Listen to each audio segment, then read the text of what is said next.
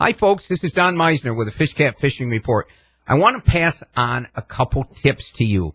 You know, we know the fishing's great right now. We know bass fishing in particular is great.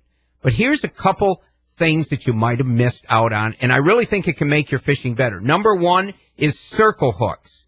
You know, these are round hooks, and because of their design, not only do they really hook the fish well, but they tend to keep the fish from swallowing the bait. And that's a huge thing if you're into catch and release. You know, I talked to Jeff McDonald on the Racket River in Messina, and he said the bass are going crazy right now for crayfish. But unless you set the hook really quick, once you realize that they're hitting, it's awful easy for them to swallow it. Well, if you use circle hooks, you're going to get by.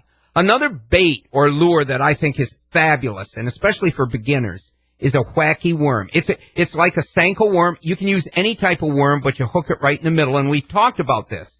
It falls with both ends of the worm kind of wiggling as it goes down, and it can be extremely effective on a dead fall. But here's the disadvantage.